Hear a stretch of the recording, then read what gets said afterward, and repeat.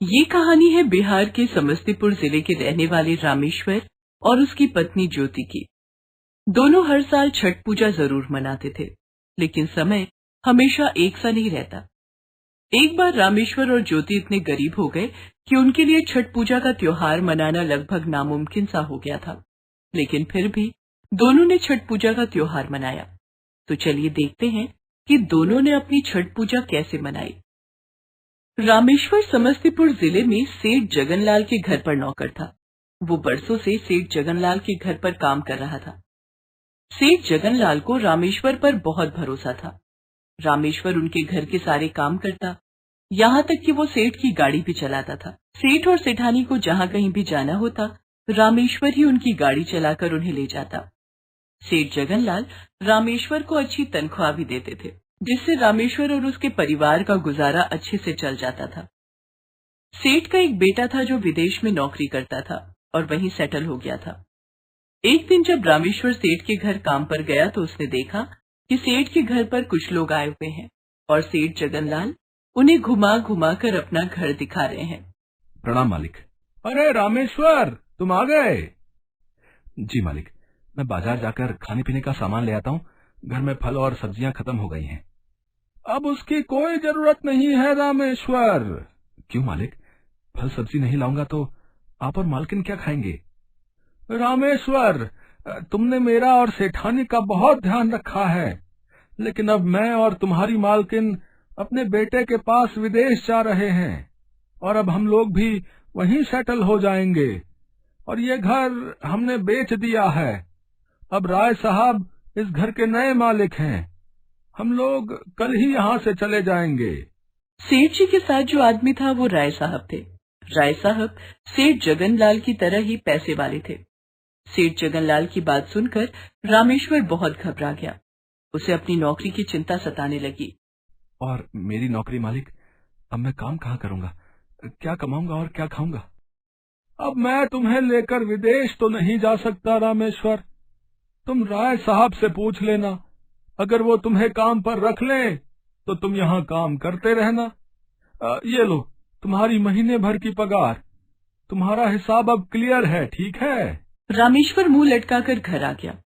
क्या बात है चिंटू के पापा, आज आप बहुत जल्दी घर आ गए। सेठ जी ने आज कोई काम नहीं करवाया क्या? और आपका मुंह क्यों उतरा हुआ है? कोई बात हुई है क्या? रामेश्वर ने ज्योति को सारी बात बताई। सेठ जी हमेशा के लिए विदेश जा रहे हैं, अपने बेटे के पास। अब हम क्या करेंगे चिंटू के पापा?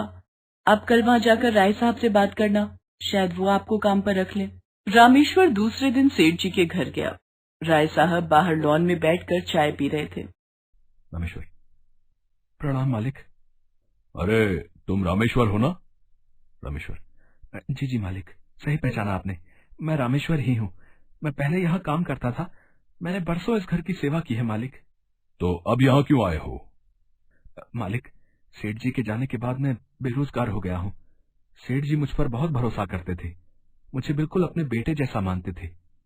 अगर आप मुझे यहाँ काम दे देते तो आपका बड़ा उपकार होता मालिक। मेरी रोजी रोटी भी चलती रहती। राय साहब बहुत खड़ूस थे। उन्होंने रामेश्वर को बुरी तरह से डांट दिया। देखो रामेश्वर, मेरे घर में पहले से नौकर हैं, मुझे किसी और की जरूरत नहीं है। और मैंने तुम्हारा जिंदगी भर का ठेका नहीं लिया है कि तुम यहीं इस घर में काम करते रहोगे। तुम्हारे सेठ जी यहाँ से चले गए हैं, अब तुम भी चले जाओ। राय साहब की बात सुनकर रामेश्वर बहुत दुखी हो गया और भारी मन से घर लौट आया। क्या कहा राय साहब ने? उन्होंने आपको नौकरी पर रख लिया ना? नहीं ज्योति, उन्होंने मना कर दिया। अब हम क्या करेंगे चिंटू के पापा? क्या खाएंगे और कैसे रहेंगे? चिंटू को तो आज बहुत तेज बुखार है। मैंने उसके सिर पर ठंडे पानी की पट्टी की है, लेकिन कोई आराम नहीं मिल रहा है। इसका बुखार बढ़ता ही जा रहा है। सेठ जगनलाल ने रामेश्वर को जो पैसे दिए थे उससे उसने अपने इकलौते बेटे चिंटू का इलाज करवाया, लेकिन उसे कोई आराम नहीं मिला, बल्कि उसकी हालत और खराब हो गई। सुनिए जी, चिंटू की हालत बिगड़ती जा रही है। घर में अन्न का एक दाना नहीं है और छठ पूजा भी आने वाली है। ये सब कुछ कैसे होगा? मुझे तो कुछ समझ नहीं आ रहा है। तभी तपते बुखार में चिंटू बोल पड़ा। माँ, तुम हर साल छठ पूजा करती हो ना? मुझे छठ पूजा बहुत अच्छी लगती है। तुम इस साल भी छठ पूजा जरूर करना। इतना कहकर चिंटू बेहोश हो गया। रामेश्वर और ज्योति उसे गोद में उठाकर डॉक्टर के पास ले जाते हैं। इसे डेंगू हो गया है। इसकी हालत बहुत नाजुक है। मैं दवाइयां दे रहा हूं, लेकिन अब इसे दुआ की जरूरत है। इसका बचना मुश्किल है। अब इसे भगवान ही बचा सकते हैं। ये सुनकर ज्योति फूट फूट कर रोने लगती है। हिम्मत रखो ज्योति, छठी मैया चिंटू को जरूर ठीक कर देंगी। छठी मैया बहुत कृपालु है। छठी मैया की कृपा से ही तुम्हें चिंटू हुआ था। अब छठी मैया ही इसका ध्यान रखेंगी। वो हमारे चिंटू को कुछ नहीं होने देंगी। कैसे हिम्मत रखूं चिंटू के पापा, एक ही तो औलाद है हमारी, उसे भी ऊपर वाला हमसे छीनना चाहता है। छठी मैया पर भरोसा रखो ज्योति। छठी मैया इतनी निष्ठुर नहीं हो सकती। उन्होंने जैसे पहले हमारी रक्षा की है, इस बार भी वो हमारी जरूर रक्षा करेंगी। छठी मैया की आस्था में बहुत ताकत है। मैं छठ पूजा का व्रत जरूर करूंगी और छठी मैया से चिंटू के ठीक होने की प्रार्थना करूंगी। लेकिन तुम छठ पूजा कैसे करोगी?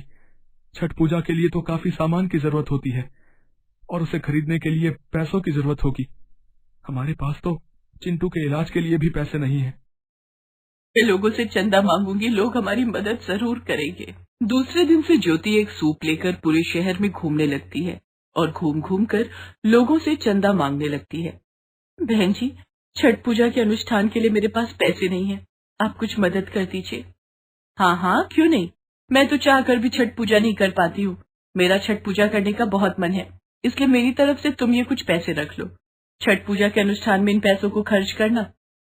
आपका बहुत बहुत धन्यवाद बहन जी।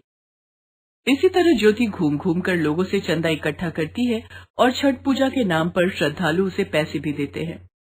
बिहार में छठ पूजा की बड़ी मान्यता है। चिंटू के पापा, हमारे पास अब काफी पैसे इकट्ठे हो गए हैं। इन पैसों से हम छठ पूजा का अनुष्ठान अच्छे से कर पाएंगे। ज्योति, इन पैसों को चिंटू के इलाज में खर्च कर देता हूँ। छठ पूजा तुम अगले साल कर लेना। नहीं चिंटू के पापा, मैं हर साल छठ पूजा करती हूँ, इस साल भी करूंगी। चिंटू भी यही चाहता है कि मैं छठ पूजा करूं। छठी मैया के आशीर्वाद से हमारा चिंटू जरूर ठीक हो जाएगा। और चंदा में इकट्ठा हुए पैसों से ज्योति छठ पूजा के अनुष्ठान के लिए सूप, दौरा, फल, अनाज और दूसरे सामान खरीद कर लाती है। दूसरे दिन से छठ पूजा आरंभ हो रही थी। ज्योति ने चिंटू के ठीक होने की मनोकामना के साथ छठ पूजा की शुरुआत की। ज्योति ने पूरी भक्ति और श्रद्धा से खरना का प्रसाद बनाया और पूजा की। दूसरे दिन सूर्य भगवान को शाम का अर्घ्य देने गंगा नदी के घाट पर रामेश्वर और ज्योति दोनों सूप और दौरा में प्रसाद लेकर पहुंचे। ज्योति, इस साल घाट पर बहुत भीड़ है, तुम आराम आराम से पानी में उतरना और अपना ध्यान रखना। आप चिंता मत करिए चिंटू के पापा, हम छठी मैया की शरण में आए हैं। छठी मैया हमारी रक्षा हर साल करती हैं, वो इस साल भी हमारी रक्षा जरूर करेंगे। ज्योति ने पहले दिन शाम को गंगा नदी में खड़े होकर छठी मैया का नाम लिया और सूर्य भगवान को अर्घ्य दिया। उसी दिन से चिंटू की तबीयत में सुधार होने लगा। दूसरे दिन ज्योति और रामेश्वर सुबह सुबह 4 बजे उगते सूर्य को अर्घ्य देने गंगा घाट पर पहुंचे। दोनों सूर्य के उगने का इंतजार कर ही रहे थे कि घाट पर मौजूद भीड़ में से चोर चोर के चिल्लाने की आवाज आने लगी। रामेश्वर के सामने से एक आदमी भागता हुआ निकला और उसके हाथ में सोने की चेन थी। रामेश्वर उस आदमी के पीछे दौड़ा और उसे पकड़ लिया। उस चोर ने अपना चेहरा कपड़े से ढका हुआ था। तभी पीछे से राय साहब भी दौड़े दौड़े वहां पहुंचे। राय साहब ने उस चोर को एक थप्पड़ लगाया और कहा, बदमाश, अंधेरे का फायदा उठाकर चोरी करता है, तुझे तो मैं पुलिस के हवाले करूंगा। उस समय पौ फटने लगी थी और सूर्य उदय होने ही वाला था। राय साहब ने पहले पुलिस को फोन किया और फिर उस चोर के चेहरे से कपड़ा हटा दिया और वे चौंक गए। अरे राजू, तू नमक हराम, जिस थाली में खाता है उसी में छेद करता है।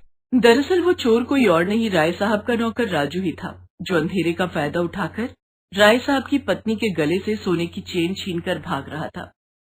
रामेश्वर ने राजू को जोर से पकड़कर रखा था।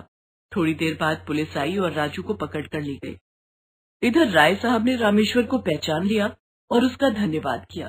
अरे तुम तो रामेश्वर हो ना, सेठ जगनलाल के नौकर? जी जी मालिक, मैं वही राजेश्वर हूँ। मुझे माफ कर दो रामेश्वर, मैंने तुम्हें पहचानने में देरी कर दी। तुम ठीक कहते थे, सेठ जगनलाल तुम पर यूं ही भरोसा नहीं करते थे। तुम बहुत ईमानदार और तेज तर्रार भी हो। अब कल से तुम मेरे घर पर काम करोगे और तुम्हें तुम्हारा इनाम भी मिलेगा। इतना कहकर राय साहब ने अपनी जेब से कुछ पैसे निकालकर रामेश्वर के हाथ में रख दिए। नहीं मालिक, इसकी कोई जरूरत नहीं है, मैं ये रुपया नहीं ले सकता। तुम्हें ये पैसे लेने पड़ेंगे रामेश्वर। ये समझ लो कि छठी मैया ने तुम्हें ये इनाम दिया है। मुझे तुम्हारी बहुत जरूरत है, इसे रख लो और कल से काम पर आ जाना। इधर ज्योति घाट पर खड़ी होकर रामेश्वर का इंतजार कर रही थी। रामेश्वर वहां आया और ज्योति को सारी बात बताई। ज्योति ने खुशी खुशी सूर्य भगवान को सुबह का अर्घ्य दिया और छठी मैया का धन्यवाद किया। देखा चिंटू के पापा, छठी मैया ने हमारी सारी मुश्किलें आसान कर दी। चिंटू की तबीयत भी ठीक हो गई और आपको नौकरी भी मिल गई और आपको इनाम भी मिल गया। हाँ ज्योति, छठी मैया ने हम गरीबों पर बड़ी कृपा की है। जय हो छठी मैया की। ज्योति, राय साहब ने जो पैसे दिए हैं उससे मैं चिंटू के लिए कुछ फल और खाने का सामान ले आता हूँ। माँ, छठ का प्रसाद दो ना, मुझे ढेर सारा ठेकुआ देना, मुझे ठेकुआ बहुत पसंद है। माँ, तुम इसी तरह हर साल छठ पूजा करोगी ना? हाँ चिंटू बेटा, मैं हर साल छठ पूजा करूंगी और हम लोग छठी मैया का ये त्योहार इसी तरह धूमधाम से मनाएंगे।